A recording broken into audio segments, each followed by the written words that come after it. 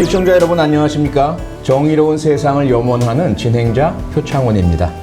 표창원의 정의의 시간에서 정의로운 사회를 추구하는 여러분과 함께 이 시대의 진정한 정의가 무엇인지 탐구해 보도록 하겠습니다. 저와 함께 진행을 맡은 분은 해외 봉사활동과 방송 등을 통해서 정의로운 삶에 대한 고민을 아주 건강하게 해결해 나가고 계시는 분이죠. 개그우먼 윤미숙 씨입니다.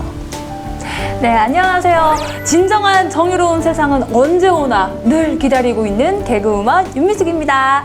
네, 오늘은 새롭고 흥미롭지만 다소 복잡하고 어려울 수도 있는 인공지능 이야기를 좀 해보려고 합니다. 최근에 뭐 자율주행 자동차라든지 우리의 삶을 혁신적으로 바꿀 것으로 기대하는 AI, 인공지능, 알파고가 그 바둑 천지를 이기는 모습도 우리는 봤죠. 그런데 이 인공지능이 야기하는 또 새로운 윤리적, 사회적 문제도 있습니다.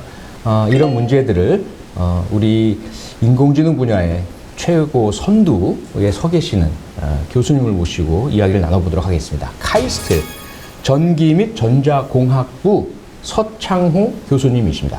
안녕하십니까? 안녕하세요.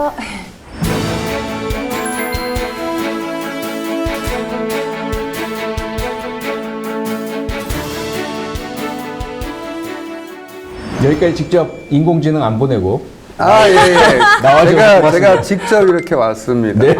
인퍼슨으로 왔습니다. 인공지능으로. 네. 우선 제가 이렇게 처음으로 인공지능 이 과학에 대한 얘기를 드리다 보니까요, 좀 설레기도 한데 인공지능도 앞서 제가 말씀드렸지만 우리 실생활에 여러 분야로 활용되고 있지 않습니까? 예. 지금 교수님께서 가장 좀 집중하고 계신 연구가 어떤 것인지 좀 설명해 주실까요? 지금 주력하는 거는요, 뭐 여러 가지가 있을 수 있는데요. 그 중에 한 가지는 이제 자율주행차 관련돼 가지고 좀 연구하는 게 한 가지고요. 두 번째는 이제 지금 뭐 AI가 만연한 시대잖아요. 모든 인간의 결정을 기계로 대체하려고 하는데, 그래서 이제 근데 문제는 뭐냐면 이제 사람 관련된 거기 때문에 인권을 생각을 해야 되고, 그리고 공정한 AI 기계를 만들어야 된다는 게 중요하고, 그래서 그거 관련된 분야를 연구하고 있고요. 예. 두 번째로. 세 번째는 뭐냐면 우리 뭐 100세 시대다, 120 시대다 이런 말 얘기 나오잖아요. 예. 이거를 가능하게 하는데 이제 인공지능이 좀 일조를 할 수 있을 거라고 생각을 하거든요. 그래서 질병 같은 거 예측을 잘해주면은 나중에 병 예방 같은 거 잘할 수 있으니까, 그래서 이런 것도 좀 연구로 주력을 하고 있습니다. 예. 좀 더 편한 우리 인간 생활을 위해서 인공지능이 일을 시키는 그런 성공을 하신다면 그 성과는 우리 모두가 공유할 테니까요. 예. 그런데 그 중에 한 분야가 인공지능으로 인해서 발생되는 인권 문제와 윤리 문제를 공부하신다고 하셔서 최근에 가장 문제가 되는 사안을 좀 질문을 드리고 싶습니다. 예. 지금 우리 거의 모두가 이용하는 포털, 다음 네이버, 여기에 쫙 펴면은 저도 거의 여기에 뉴스 검색을 거의 의존을 하거든요. 많은 분들이 그러실 텐데 정치권에서 여기 문제를 제기하기 시작을 했습니다. 왜 그 포털에서는 우리한테 불리한 뉴스만 다 메인에 띄우느냐, 여기에 뭔가 조작이 있는 것 같다. 그랬더니 그 포털에서는 우리는 인공지능, AI가 다 하는 거지 전혀 조작하지 않습니다라고 이야기를 합니다. 그러니까 정치권에서는 법을 만들겠다. 포털에 그런 인공지능 뉴스 검색 알고리즘을 공개하도록 하는 법을 만들겠다. 이 과정 아마 교수님도 주의 있게 지켜보셨을 텐데요. 과연 여기에서 정의는 무엇입니까? 이게 되게 중요한 이슈인데요. 왜냐하면은 이게 지금 뭔가를 그러니까 이런 포탈 같은 거가 나오는 게 누군가는 결정을 해서 보여주는 거잖아요. 그리고 결정하는 사람이, 끝내는 사람이 하는 건데, 왜냐하면 알고리즘이 한다고 해도 알고리즘을 설계하는 건 또 사람이거든요. 그래서 그렇기 때문에 이제 그 사람이 어떠한 마음으로 그걸 보여주는, 알고리즘을 짜는지 그게 중요하거든요. 그래서 거기서 말한 정의라고 하는 건 제가 볼 때는 그 사람이 정의를 어떻게 생각하는지가 중요한 것 같아요. 그걸 실제로 짜는 사람, 알고리즘을 짜는 사람. 그래서 그 사람이 이제 사회가 많은 사람들이 이제 생각하는, 공감하는 그런 정의를 가지면 좋겠죠. 그런 생각 가지면 좋겠고, 그거에 맞는 알고리즘을 짜고, 그리고 그거를 뭐 투명하게 우리한테도 알려주면 더 좋겠다라고 하는 게 제가 생각하는 좀 정의로운 방향이 아닌가 생각을 합니다. 네. 그럼 그것은 어찌 보자면 처음부터 정의롭게 알고리즘 설계가 되어야 된다는 말씀인데, 그렇지 않을 수도 있으니 나중에 그것을 검증하자라는 방안으로 정치권에서 제시하고 있는 것은 예. 전문가 집단을 위원회를 구성해서 그 예. 위원회가 알고리즘을 검토하고 공정성을 따지자라는 것인데 그거 역시 사람이잖아요. 교수님 말씀처럼. 그렇죠. 그럼 이분들 전문가분들이 공정하다는 건 우리가 어떻게 믿을 수 있을까요? 그것도 이게 그 전문가들이 공정해야 되는 건 맞거든요. 네. 근데 이제 정말로 전문가들이 공정하게 할지 그것도 못 믿겠다라는 거잖아요. 예. 그래서 그럴 땐 제가 볼 때는요, 이 방법이 어쩔 수 없는 것 같아요. 그럴 때는 크로스 체크라는 게 크로스 체크. 견제와 균형. 네, 그래서 이제 그런 전문가 집단을 뭐 가령 이러는 거예요. 좀 여러 개를 만들어요. 복수로. 1번 복수로 만듭니다. 예. 그래서 복수로 만들었는데 뭐 5군데를 만들었는데 4곳은 비슷한 견해인데 한 곳이 다른 견해면 그 한 곳이 좀 다른 문제가 있는 좀 집단일 수 있잖아요. 그래서 그런 식으로 크로스 체크하는 방안이 한 가지 방법이라고 저는 생각을 하고 있고요. 근데 네. 그것보다는 이제 좀 그 공정한 사람들이 좀 굉장히 전문적인 지식을 갖고 있고 그 사람들이 굉장히 공정해야 되고 그런 사람들이 잘 만드는 게 좋겠죠. 전문가 윤리가 결국 핵심이네요. 네. 네. 그게 핵심이라고 저는 생각을 합니다. 네.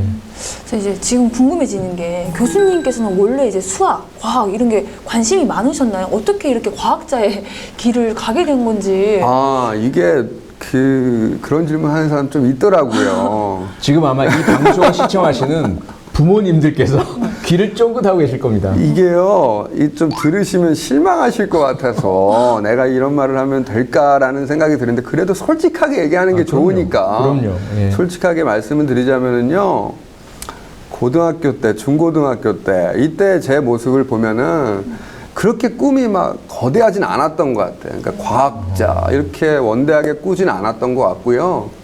그냥 제가 좋아하는 거. 그리고 잘하는 거를 그냥 집중적으로 했던 것 같습니다. 그 중에 하나가 수학이었던 것 같고요. 그리고 뭐 수학을 좀 좋아하고 잘했던 것 같아요. 그러다 보니까 이제 수학하고 또 과학하고 또 관련이 있잖아요. 네. 그러니까 또 뭐 과학 중에서 특히 물리 같은 거는 굉장히 수학이 좀 많이 들어가거든요.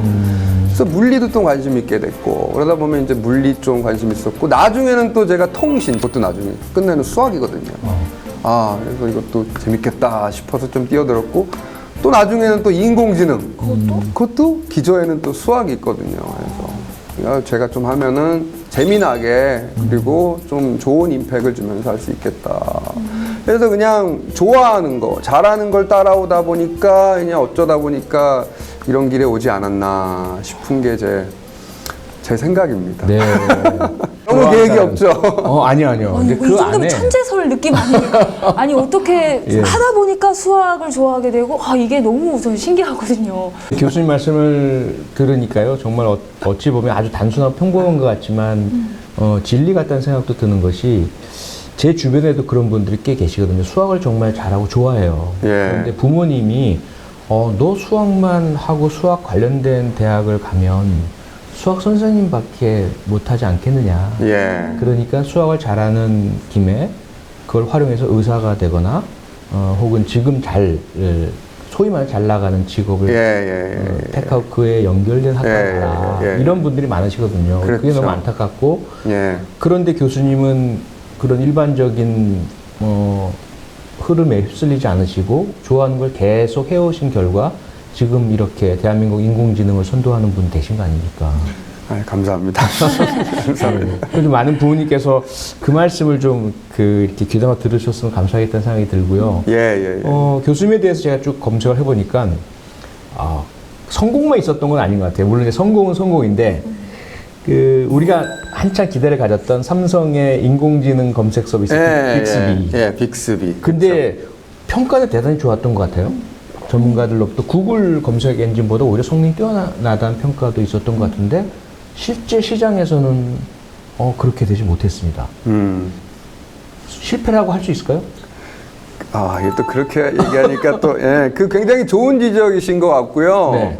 저도 좀 아쉬운 부분이 있었던 것 같아요. 왜냐면은 제가 좀 제가 좀 만들었던 기술이고 네. 그게 끝내는 제품으로까지 나와서 저도 굉장히 좋았거든요. 근데 이제 제품으로까지 이왕 나왔으면은 좀 시장 선점도 잘 하고 그렇죠. 뭔가 좀 크게 좀 성공했으면 좋겠다라는 그런 마음이 있었는데 예. 그게 또 쉽지만은 않았던 것 같아요. 이게 끝내 제품을 만들어서 성공시키는 데까지는요, 여러 가지 단계가 다 성공적으로 맞춰져야 되는 것 같더라고요. 그러니까 기술 개발 당연히 필요하고요. 네. 두 번째는 이제 상업화 시키는 거. 제품으로 만드는 걸, 그건 저는 상업화라고 하는데 이게 필요하고, 세 번째가 이 시장을 잘 선점을 해야 돼요. 그러니까 경쟁 업체로한테 이제 잘 싸워가지고 이겨야 되는 거. 이게 중요한 것 같은데, 네. 첫 번째, 두 번째는 어느 정도 좀 진척이 있다라고 저는 좀 생각을 했는데요. 이제 세 번째는 좀 미진하지 않았나. 라는 게 이제 제가 보는 네. 이제 견해고요. 그 부분이 좀 잘 됐으면 저도 좀 좋았을 텐데. 예. 상당히 좀 아쉽네요, 저도. 예, 부드럽고 완곡하게 말씀을 주셨지만 아쉬움이 많이 느껴집니다. 그러니까 제품을 정말 과학자로서 잘 만들어서 아주 좋은 그런 과학적인 상품을 만드셨는데 이후에 그것이 상품화되고 마케팅이 이루어지고 시장에서 경쟁을 하는 과정에서 제대로 성공하지 못했다라는 아쉬움. 그러니까 네. 과학자가 그걸 끝까지 다 하실 수는 없잖아요. 그건 또 다른 영역에 다 해야 되는 그렇죠. 거니까. 그쪽에 또 전문가들이 있고 네. 그들의 의견을 당연히 존중해줘야죠. 왜냐하면 전문가니까요. 그래서 그렇죠. 그러는 과정에서 뭐 이렇게 순탄하지는 않은 것 같아요. 그래서 이제 본인이 다 할 수도 없는 거고 네. 여러 가지 변수들이 있기 때문에 뭐 겸허하게 받아들여야 된다라고 저는 생각을 하는데. 네. 네. 그 다음에 또 한 가지 이제, 앞서도 중점 현재 연구 분야 중에 하나가 자율주행 자동차라고 하셨어요. 예. 그 특히 이제 교수님께서 개발하신 게 주행 자동차의 충돌 예측 시스템. 예, 정말 우리 안전과 직결되는 거잖아요. 그렇죠. 예. 그래서 이 시스템이 인명사고를 줄일 수 있는 획기적인 기술이다라는 평가를 받으셔서 카이스트 기술 혁신상도 받으셨잖아요. 예. 지금 이 기술은 어느 정도까지 그럼 앞서 말씀하신 것처럼 상품화와 시장 경쟁 어느 단계에 와 있고 전망은 어떻습니까? 그 전망은 굉장히 좋다라고 생각을 하고 있고, 왜냐하면 예. 끝내는 지금 자율주행 시대가 올 거거든요. 끝내는. 그렇기 네. 때문에 전망은 굉장히 좋다라고 생각을 하고 있고요. 단계를 보면 아까 제가 뭐 기술 개발 단계, 제품화, 사업화 단계, 나중에 네. 시장 선점 단계라고 말씀드렸는데요. 아직까지는 기술 개발 단계에 있습니다. 아직까지는 기술 개발 단계에 있는데, 그런 이유가 좀 변명을 좀 드리자면은 이게 기술이 단순하진 않습니다. 왜냐하면 자율주행이라는 게 기계가 다 상황 판단 다 해가지고 운전 잘하는 거잖아요. 네. 근데 이제 그걸 하려면은 세 가지가 필요해요. 하나는 앞에 물체가 있는지 없는지 물체 인식을 해야 되거든요. 그렇죠. 첫 번째 필요하고, 그렇죠. 두 번째는 그 물체가 위험한지 안 위험한지, 나를 위협하는지 안 하는지 위험도를 판단을 해야 되고요. 세 번째는 판단을 다 했으면은 알아서 행동을 해야 되죠. 네. 핸들을 어떻게 조작한다든지 악셀을 밟을까 말까, 브레이크를 밟을까 말까, 이런 행동을 해야 되거든요. 이거를 다 컨트롤을 다 해줘야 돼요. 근데 지금은 이제 제가 하는 연구 단계에서는 지금 위험도 판단까지는 한 것 같고요.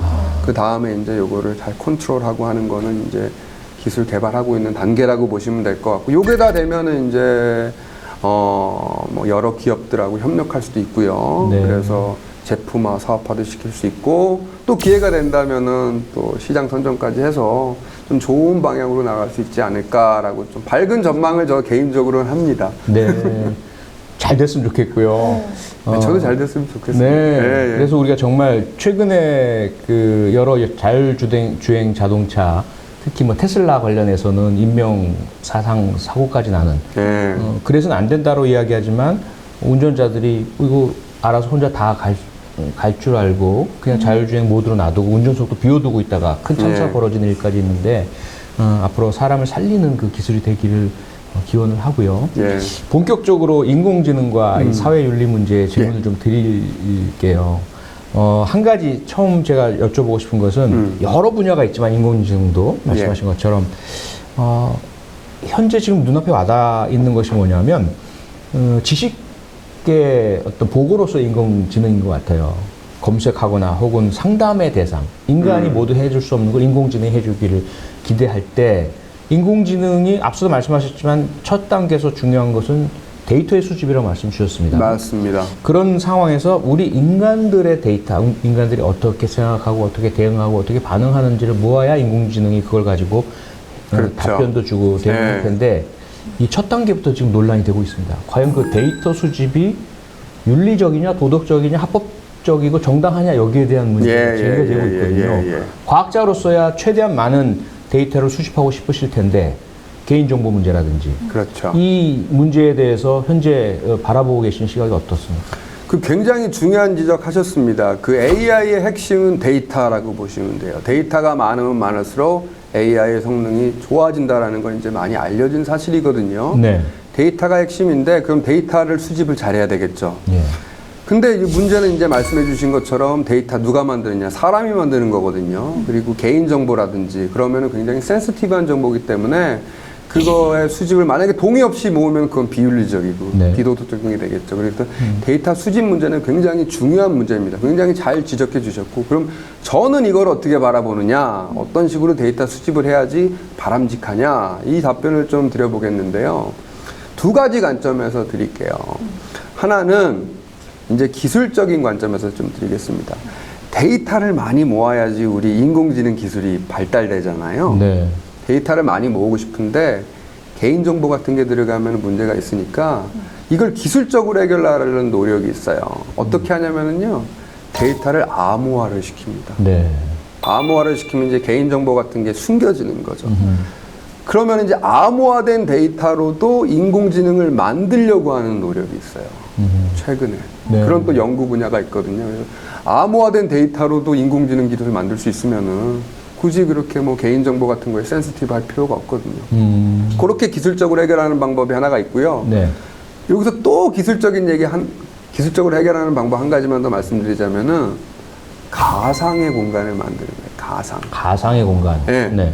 지금 이게 실제 공간에서는 개인적인 정보가 센시티브 하지만 예. 가상의 공간은 그 실제 인물이 아니잖아요.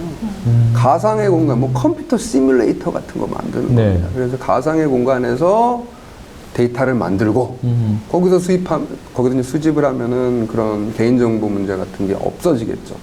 이렇게 수집하는 방법이 한 가지. 그러니까 이건 기술적으로 해결하는 방법입니다. 예. 근데 이제 기술이 다 해결하면 좋을 텐데 안 될 수가 있잖아요. 이럴 때는 어쩔 수 없이 제가 볼 때는 규제가 들어가야 될 거예요. 규제가 네. 들어갈 것 같아요. 그러니까 뭐 이런 거죠. 뭐 개인 정보를 수집을 하는데 허락 없이 수집하면은 비윤리적인 거니까 거기다가 페널티를 주는 이런 단순하게 우리가 규제를 생각할 수 있는데요. 네. 제가 볼 때는요. 규제의 범위가요. 이렇게 그 수집 단계에서뿐만 아니라 어떤 거에도 좀 규제가 들어가야 된다고 생각을 하냐면은요. 이게 데이터가요. 수집을 윤리적으로 하느냐 비윤리적으로 하느냐 이것도 중요하지만 어떤 데이터를 수집하느냐 이것도 중요하거든요. 왜냐하면 어떤 데이터는요. 이게 굉장히 악용될 수 있습니다. 그 데이터 갖고 위험한 인공지능 만들 수도 있거든요. 네. 그럼 그런 데이터는 수집을 아예 못하게 막아줘야 되는 거예요. 근데 여기서 문제가 있습니다. 규제. 누가 하죠? 사람이 하죠. 사람이 하죠. 예. 그럼 그 사람이 이 데이터가 악용될지 아닐지를 판단을 잘해줘야 돼요. 그럼 그 사람이 인공지능에 대한 지식도 당연히 있어야 되고 데이터에 대한 센스가 좀 있어야 됩니다. 그리고 그 사람 자체가 또 윤리적이어야죠. 정의로워야죠. 네. 그래서 제가 볼 때는 나중에는 그 규제하는 사람, 이 사람이 정말로 슈퍼맨 같은 사람이 필요하지 않을까라고 하는 개인적인 생각이고요. 네. 그런 사람을 좀 교육을 잘 시켜야 되겠죠. 그런 사람을. 그러니까 지금 두 가지 문제를 혹은 해결책을 제시해 주셨어요. 인공지능의 데이터 수집과 관련해서 하나는 기계적인 해결 방법, 네. 비실명화, 암호화를 통해서 개인정보가 침해되지 않도록 네. 하거나 가상 공간 등을 통하든지 기계적으로 아예 원천적으로 막도록 한다. 근데 그게 한계가 있으니까. 네. 그 다음에는 사람에 의해서 공정한 사람, 데이터도 잘 알고 인공지능도 알고 윤리적인 센스도 있는 사람. 그러다 보니까 슈퍼맨이라는 말씀이 나오셨습니다. 맞습니다. 예. 그래서 이제 우려가 제기가 되는 거죠. 많은 분들이. 그렇죠. 내가 최근에 가장 자주 나오는 우려는 이거예요. 심지어 아내랑 어떤 음식에 대한 얘기를 나눴는데 스마트폰에서 네. 그 음식 관련 광고가 뜨더라. 두렵고 공포스러운 거죠. 근데 이거는 사실은 실제 그럴까에 대한 의심은 드는데 보도로 나오더라고요. 그 정도까지는 아닐지 몰라도 검색하거나 내가 생활하고 내가 사용하는 모든 데이터가 누군가에 수집되고 있는 것 같고 그렇죠. 그게 나를 향한 타겟 마케팅으로 활용되는 것 같고 예. 그 수준을 넘어서서 앞서 말씀하신 위험한 데이터라는 말씀을 주셨습니다. 예. 한 사람의 질병 정보라든지 비밀스러운 사생활 정보 같은 그렇죠. 것들도 위험하죠. 악용될 수 있다는 예. 건데 사람을 막연하게 그냥 훈련 교육 잘 시켜서 공정한 사람이 하도록 하자라는 말씀보다 우리가 지금 고민해야 될 건 무엇일까요? 그게 저는 이거를 이게 되게 근본적인 문제거든요. 예. 끝내는요, 뭐 인공지능을 개발을 한다 해도 끝내는 사람이 개발하는 거예요. 그렇죠. 끝내는 사람이 개발하는 거고, 뭐 규제를 한다고 해도 끝내는 주체는 사람입니다. 그렇죠. 저는 가장 중요한 게 기술 개발 뭐 이런 거 다 중요하지만 사람 교육이 제일 중요합니다. 결국 사람이다. 교육을 시키는 게 굉장히 중요하고 교육이 다원화된 교육을 시켜야 되는 게 중요하다고 생각해요. 인공지능 교육 시켜야 되겠죠. 예. 당연히 예. 데이터에 대한 감각 얻어야 되니까 그 데이터 갖고 뭐 할 수 있을지 알아야 되니까 윤리적인 교육을 시켜야 된다라고 생각을 하고 정의가 뭔지 공정이 뭔지 그런 거에 대해서 깊게 고민할 수 있는 교육 시스템 나와야 된다라고 생각을 합니다. 네. 이게 자리 잡혀 있지 않으면은 누굴 믿겠습니까? 그러니까요. 규제를 사람이 한다라고 하는데 그 사람 믿지 못하면은 나 못 믿겠다. 예. 그래서 아까 뭐 못 믿을 때 그럼 뭐 여러 사람한테 시켜가지고 뭐 어떻게 한번 해보자 뭐 그런 방법이 있는데 그것보다는 우리가 좀 믿을 수 있는 만한 사람을 키울 네. 수 있는 그런 교육 시스템을 만드는 게 근본적인 해결책이 아닌가. 저는 거기에 방점을 두고 싶습니다. 교육. 그러면 교수님의 경험에 비춰봤을 때 UC 버클리에서 교육을 받으실 때, 예. 그다음에 지금 카이스트에서 이제 교육자로서 계실 때, 충분히 우리 미래 과학도들에게 윤리, 정의, 혹은 공정, 예. 사람에 대한 또는 뭐 감수성 이런 것들이 충분히 교육되고 있으며 그럴 수 있는 시간 확보가 되고 있다고 보십니까? 지금 우리나라의 교육 시스템을 보면은 그렇지는 않은 것 같아요. 지금 뭐 저도 그랬고 맨날 뭐 수학, 과학, 영어, 네. 이런 거 언어 영역 이런 거만 되게 강조를 했지. 예. 윤리 의식이라든지 공정이라든지 그런 거에 대해서는 심도 있게 토론을 하거나 아니면 에세이를 쓴다든지 네. 그런 거에 대해서는 전혀 교육을 못 받았거든요. 이 되게 큰 문제라고 저는 개인적으로 생각을 합니다. 예. 이 교육 시스템이 많이 바뀌어야 된다라고 저는 많이 생각을 하고 있고요. 우리 뭐 초등학생까지는 아니지만 네. 중학생들부터는 우리 에세이를 쓰게 했으면 좋겠어요. 아하. 에세이. 본인의 생각을 적을 수 있게끔. 네. 그리고 남의 생각과 토론할 수 있는 기회의 장을 하면은 그 다양한 생각을 접하게 되는 거잖아요. 그렇죠. 본인의 생각이 최고가 아니라는 생각을 당연히 하겠죠. 그렇죠. 토론을 하는 과정에서. 그런 상황에서 고민을 하고 고민하면 뭔가 좀 접점을 찾을 수 있지 않을까 하는 관점에서 그런 식으로 좀 교육 시스템이 변해야 된다라고 좀 개인적으로 생각을 합니다. 지금은 아닌 것 같고요. 네. 아까 이제 자율주행차 얘기를 들으니까 딱 그 책이 떠오릅니다. 마이크 샌델 교수의 정의란 무엇인가. 그렇죠. 그렇죠. 예. 거기서도 이제 질문이 이제 나왔었잖아요.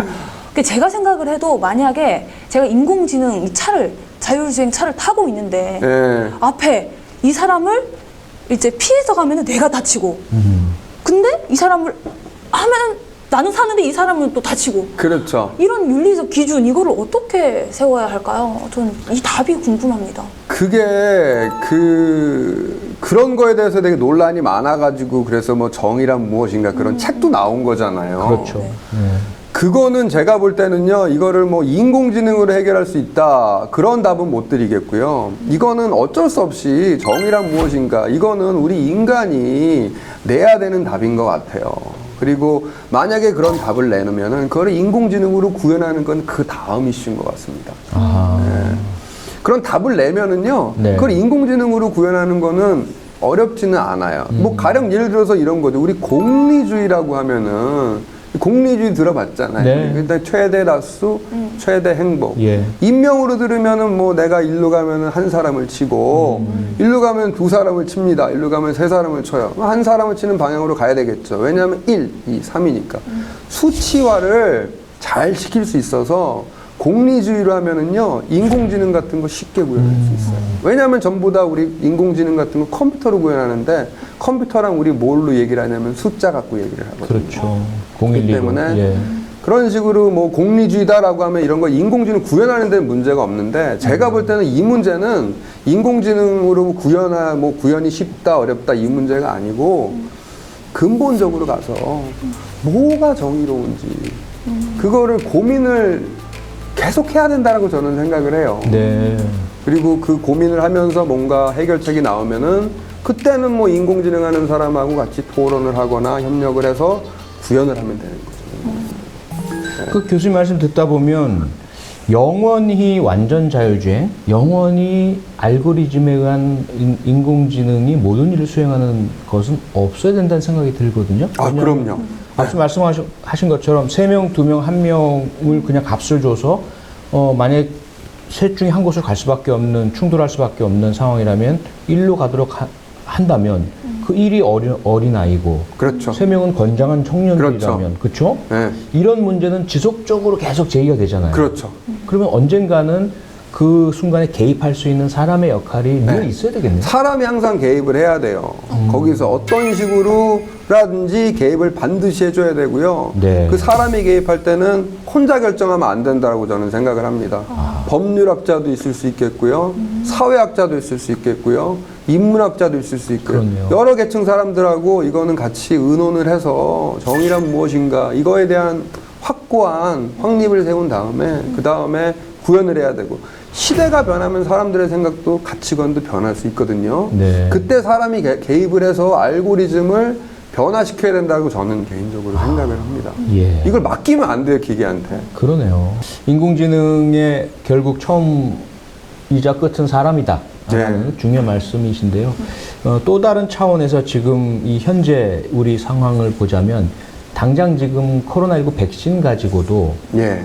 부자 나라, 가난한 나라, 그리고 백신 기술을 가지고 있는 나라, 가지고 있지 않은 나라 간의 격차, 독점, 어떤 나라는 넘치도록 백신이 그렇죠. 남아돌고요. 네. 그래서 다른 나라 사람 보고 관광 와서 맞아라 이렇게 되고 가난한 나라에서는 지금 사람들이 죽어나가는데도 맞출 백신이 없는 상태거든요. 예. 그런데도 이 지적재산권에 대한 특허권에 대한 그런 독점을 풀지 않고 있는 상황인데 이 문제를 인공지능에 그대로 적용을 한다라고 한다면 예. 인공지능의 발달로 인해서 많은 시스템도 변화하고 사람의 생활도 바뀔 텐데 예. 역시 나라 간의 격차나 또 가진 자와 못 가진 자, 그 기술을 돈으로 살 수 있는 자와 못 사는 자 간의 격차 문제가 심각하게 될 그렇죠. 것 같거든요. 네.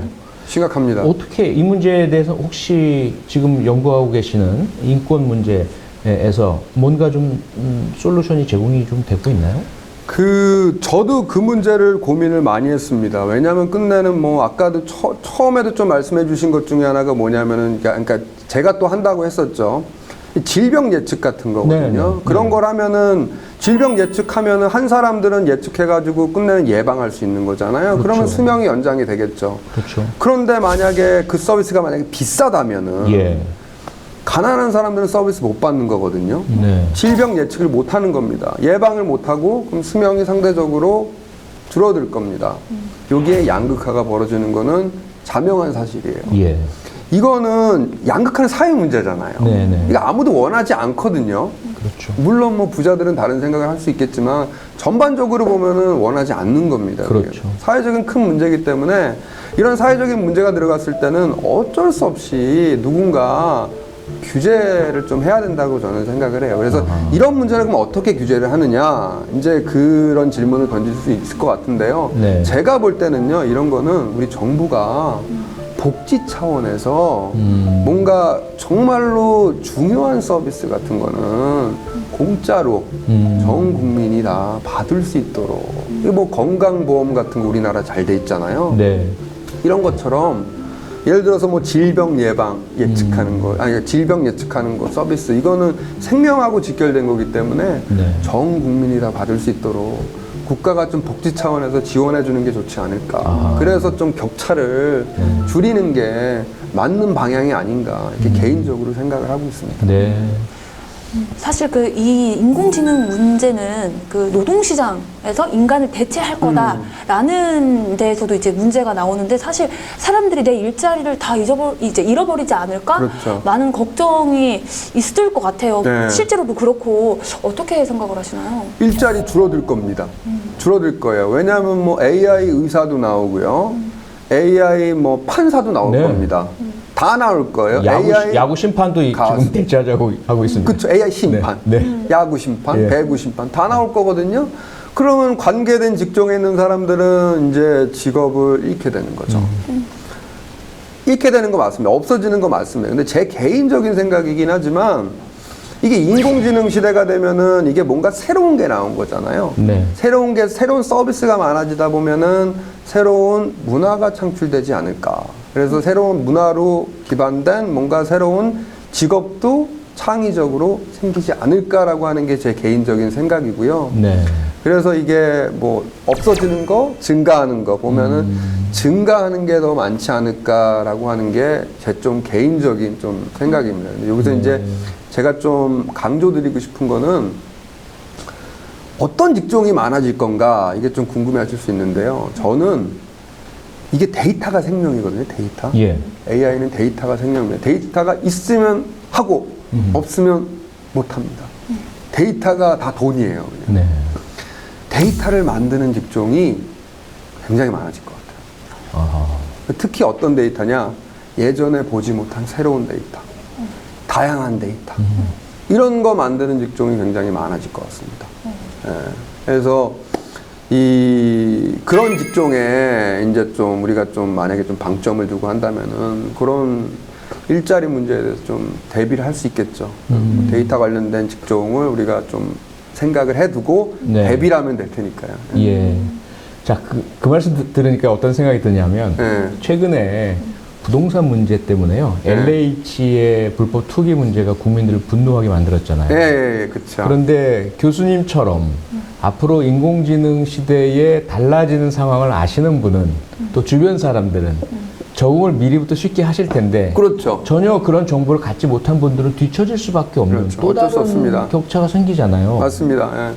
이걸 어떻게 해야 될까요? 그 앞서 필수 생명 관련 그런 질병 예측 등의 기술은 공공 서비스화 하자는 말씀을 주셨는데 예. 인공지능 시대에 대비하기 위한 어떤 적응을 위한 정보 역시 좀 공유해야 되는 거 아닌가요?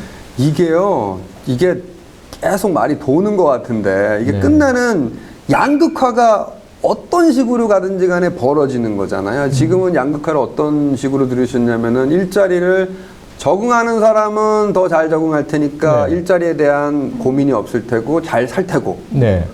적응 못하는 사람은 일자리 다 잃어버리니까 직업이 없어서 가난하게 살고 굉장히 불행한 인생을 살 수 있잖아요. 예. 양극화가 심하게 벌어질 거예요. 가만 놔두면.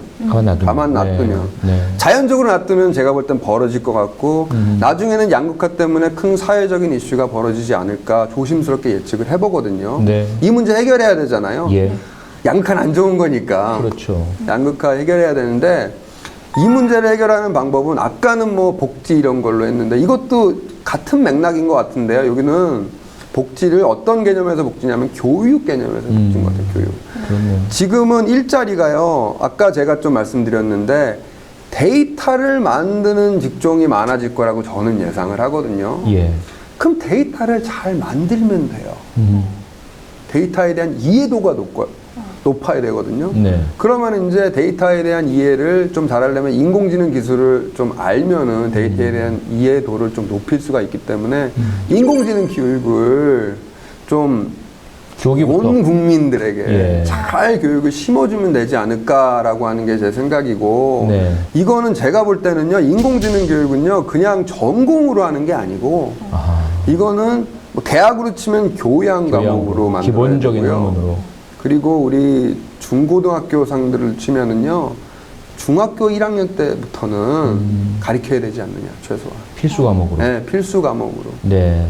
네, 그게 제 생각입니다. 결국은 과학의 영역이긴 하지만 이 과학 때문에 생겨나는 양극화와 격차를 해결하려면 정치의 영역, 행정의 영역으로 넘어와야 될 것 같고요. 그렇습니다. 그리고 그렇게 교육을 바꾸려면 현재의 다른 과목을 가르치시는 수없이 많은 교사분들이 또 힘들고 불편한 과정을 겪으시더라도 먼저 바뀌셔야 되겠고. 그렇죠. 그렇죠. 그 사람들을 교육시켜야죠.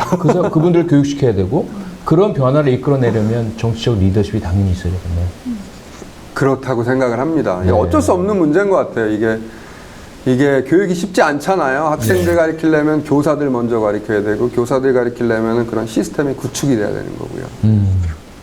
인공지능과 우리 삶에 대한 이야기는 끝도 없을 것 같고요. 예. 교수님께서도 연구하실 분야, 또 하시고 싶으신 분야가 무척 많을 수밖에 없을 것 같은데, 지금까지 해오신 연구와 조금 다른, 이건 꼭 하고 싶다라는 그런 연구 분야는 어떤 것이 있을까요? 이게 제가 좀 보니까 저 자신을 좀 연구를 해보니까 네. 제가 두 가지 연구 목표를 갖고 있는 것 같더라고요. 하나는 뭐냐면은 제 성향하고 관련된 건데 네. 아는 거를 좋아하는 것 같아요. 제가 아는 것 자체를. 예. 이게 그래서 제가 보니까 이게 우리 과학이라는 게 사이언스라고 하잖아요. 네. 영어로. 근데 네. 이게 또 라틴어로는 안다라는 뜻이거든요. 제가 아는 걸 좋아해서 뭐 이런 길을 걷는가라는 그런 생각도 드는데, 그래서 그냥 아는 연구를 하고 싶어요. 아는 네. 연구. 다 좋은 것 같아요. 근데 이제 인공지능이라고 하면 저는 이제 어떤 아는 연구를 하고 싶냐면은, 끝내는 인공지능이라는 게 우리 기계로 인간 자연지능을 만들겠다라는 거거든요. 자연지능. 예. 자연지능을 잘 모사하는 거를 기계로 만들겠다라는 건데, 예. 정말로 자연지능을 잘 모사하는 기계를 만들고 싶은 게 제 첫 번째 연구 목표입니다. 그러니까 그게 인간이 입력한 알고리즘대로만 움직이는 거 아니라 인공지능 스스로가 외부 환경을 감지하고 인식하고 또 인식을 이렇게 프로세스 해가지고 그렇죠. 판단하고 이 모든 것들을 네. 자연스럽게 할 수 그렇죠. 있는 지능을 말씀하시는 네, 거죠? 그렇죠. 왜냐하면 사람이 그렇게 하니까. 아하. 사람은 그렇잖아요. 그 생명을 창조하시는 건데? 그러니까 그런 거를 만들고 싶은 게 이제, 그러니까 네. 그게 궁금해요. 예. 사람이 어떻게 만들어졌는지, 사람이 어떤 식으로 생각을 하고 어떻게, 이게 궁금하거든요. 네네. 그냥 궁금해서 알고 싶은 거예요. 저는. 아하. 네, 이게 한 가지가 이제 있고, 예. 두 번째는 이제 좀 이게 우리가 사회에 살고 있잖아요. 끝내는 사회에 살고 있기, 사회 산다라는 건 뭐냐, 다른 사람들과 어울려 산다라는 건데, 네. 저도 당연히 행복하게 잘 어울리고 싶겠죠. 예.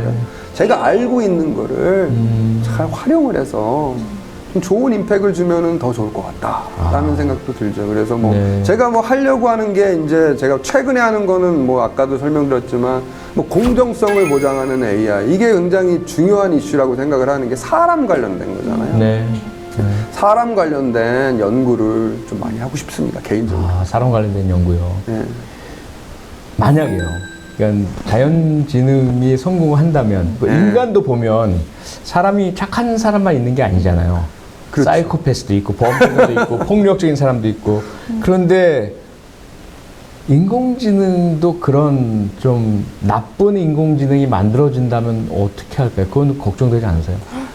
그게 걱정되죠. 예. 나쁜 인공지능을 만들 수 있죠. 네. 끝내는 사람이 나쁜 마음을 갖고 만들면 나쁜 인공지능이 되는 거니까요. 네. 그리고 교수님이 의도하지 않으셨는데 자연지능이 스스로가 자꾸 그런 식으로 진화할 수도 있고요. 맞아.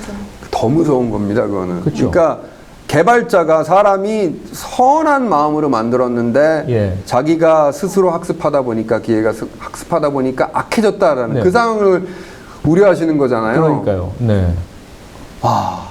이거는 정말로 위험한 그런 상황인 것 같고 네. 이거에 대해서는요 논란이 좀 있습니다. 우리 아하. 그 인공지능 하는 사람들도요. 예. 진짜 그럴까? 진짜 그럴까? 진짜 그럴까? 진짜 그럴까? 의도하지 않은 뭔가가 나오게 설계가 될까? 네. 이거에 대해서는 좀 사람들이 좀 논란의 여지가 있는 것 같아요. 이거에 대해서는 아직까지 가능하다, 불가능하다, 그거에 대한 답은 저는 못 드리겠고요. 아직까지 논란의 대상이다. 네. 근데 만약에 그런 게 가능하다면은 위험하죠. 정말로 위험하죠. 인공지능 만드는 것 자체가 굉장히 위험한 짓이죠. 네. 어떻게 될지 모르니까. 결국은 앞서 교수님 말씀처럼 그러한 연구들이 그 과정이 공개가 되고 투명화되면서 모두가 다른 분야에 계신 분들, 법학자 또는 윤리학자 이런 분들까지 함께 공론을 하면서 예. 그 문제의 어떤 부작용을 미연에 그렇죠. 방지해 나가야 되겠네요. 예. 저는 이런 기술은요, 네. 이렇게 공론화해야 된다고 생각을 하기 때문에 좀 느리게 됐으면 좋겠어요. 너무 빠르면 안 되겠다. 빠르면은, 뭔가 빠르면은 우리 뭔가 위험하죠. 놓치는 게 있거든요. 그렇죠. 네.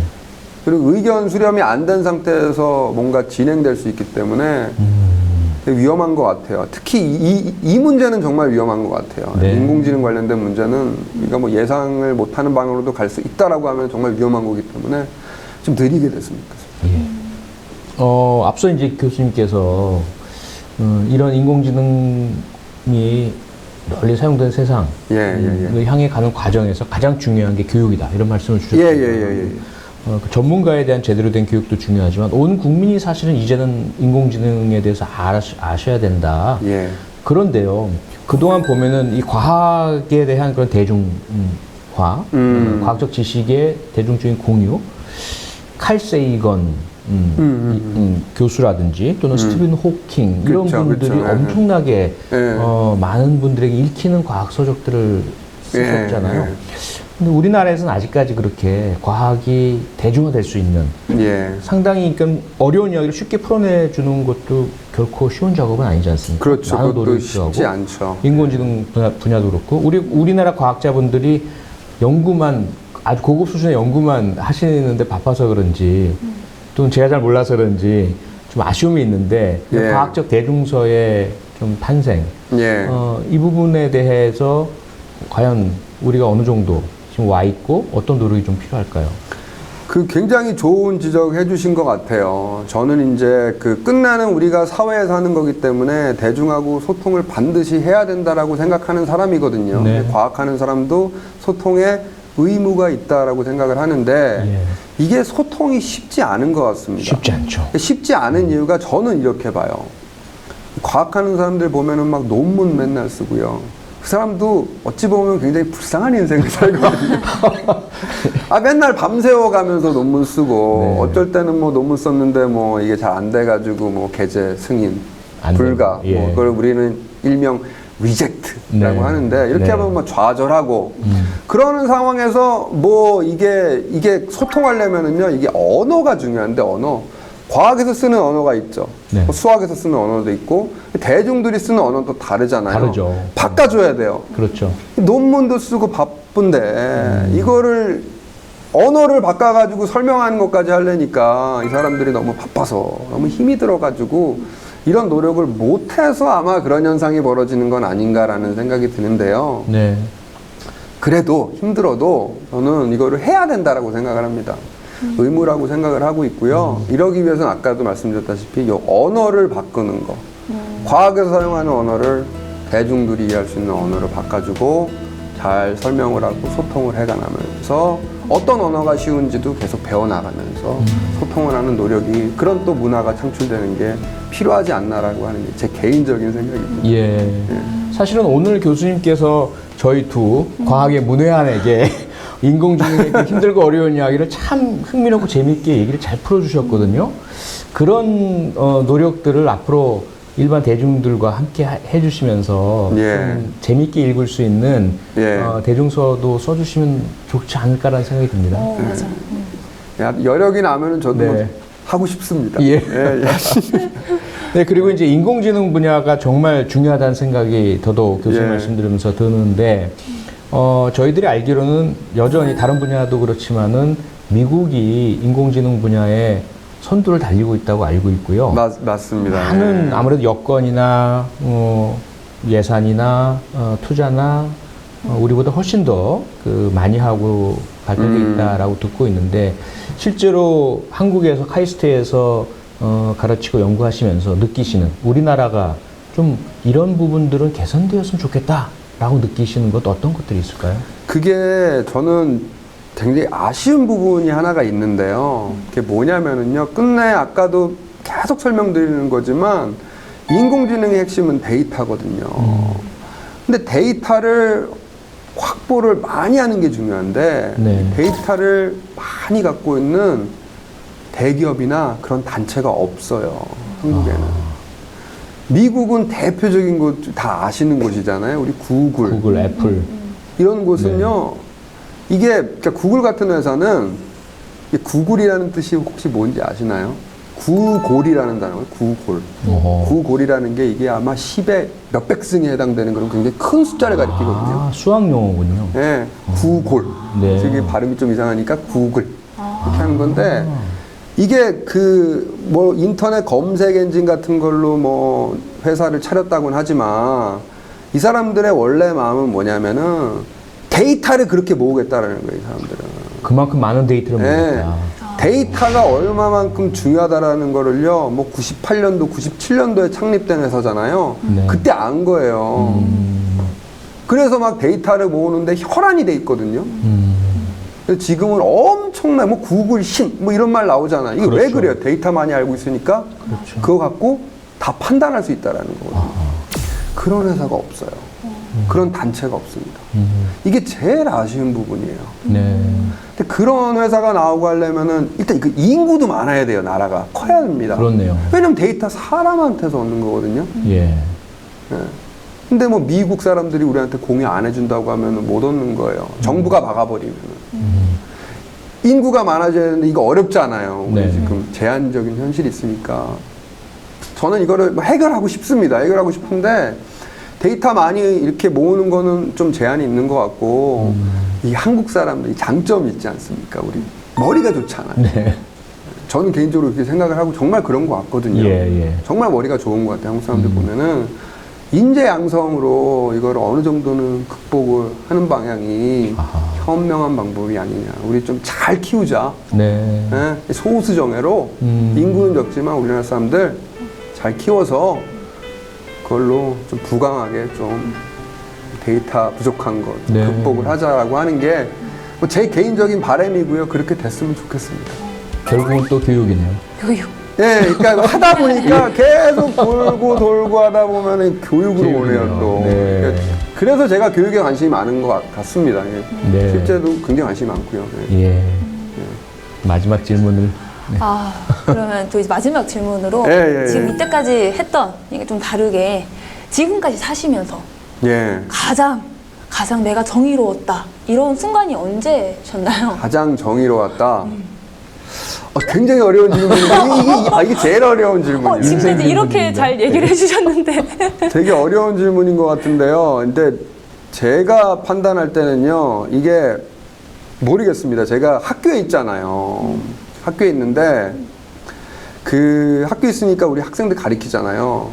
저 같은 경우는 학생들 가르치는 게 너무 좋아요.